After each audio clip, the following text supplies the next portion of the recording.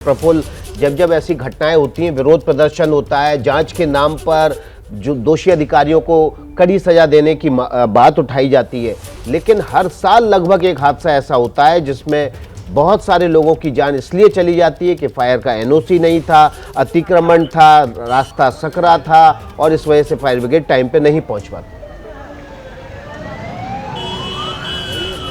बिल्कुल विकास, देखिए जो ये इमारत है इसके बारे में आज सुबह ही हमने जो दिल्ली फायर सर्विस के डायरेक्टर हैं अतुल गर्ग, उनसे बात की थी तो उन्होंने साफ तौर पे कहा था कि जाने आने का एक ही रास्ता था और बिल्डिंग में ऊपर दूसरी मंजिल पर जो है वहां पर सब लोग मौजूद थे और वहां पर दरवाजा जो था वो बंद हो गया था, जिसकी वजह से धुएं में लोगों की घुट के मौत हुई बहुत सारी। और आज सुबह भी कई बॉडीज मिली है और अभी भी तलाश यहाँ पे जारी है।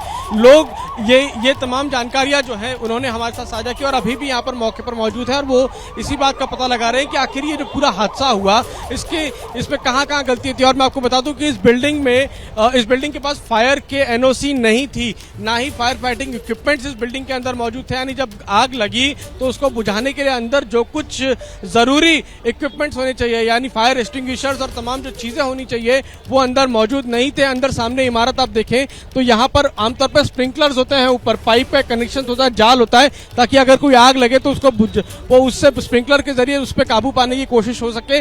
लेकिन ये भी आपको सामने दिख रहा होगा, इसके रूफ पे नहीं है वो। ये तमाम चीजें उन्होंने अतुल गर्ग ने हमें खुद हमें बताई, पूरी जानकारी दी और उसके बाद ये जानकारी उन्होंने मुख्यमंत्री को दी है। हालांकि मुख्यमंत्री कह रहे हैं कि इंक्वायरी करेंगे, लेकिन ये तमाम चीजें आंखों के सामने है। बिल्डिंग के पास फायर की एनओसी नहीं थी, बावजूद इसके इसमें एक नहीं चारों मंजिलों पर जो है यहाँ पर काम चल रहा था, ऑफिस थे, फैक्ट्री थी जिसपे ये चल रहा था।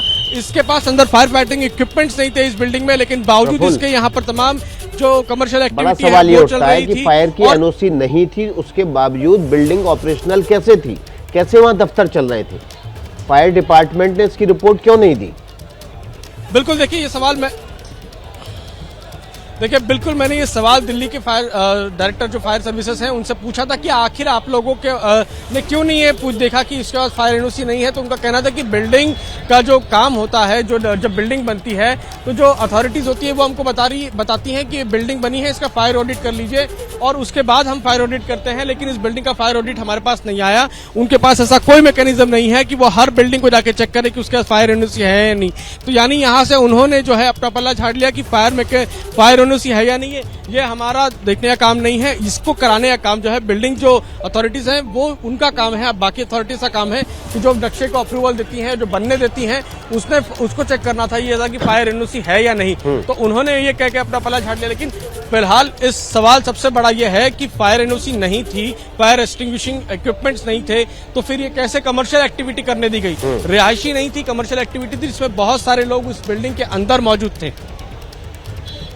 जी प्रफुल्ल, तो प्रफुल्ल ग्राउंड जीरो से मौजूद है, वो बता रहे हैं किस तरह से यहाँ पर लापरवाही हुई। एक एजेंसी अब दूसरे एजेंसी के सर पर ठीकरा फोड़ने की कोशिश कर रही है, कोई भी जिम्मेदारी लेने को तैयार नहीं है। 27 लोगों की मौत हो चुकी है, 29 लोग अब भी लापता हैं। सीधी तस्वीरें आपके सामने आ रही हैं बिल्डिंग के भीतर की, जहाँ पर अभी भी एनडीआरएफ का सर्च ऑपरेशन चल रहा है, क्योंकि भीतर काफ़ी लोग के फंसे होने की आशंका है। उनके अवशेष वहां पर तलाशने की कोशिश हो रही है।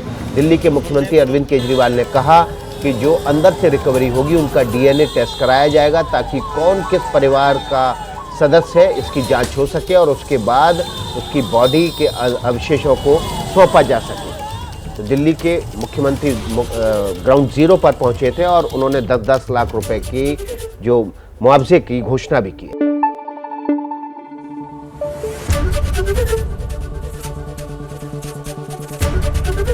एबीपी न्यूज आपको रखे आगे।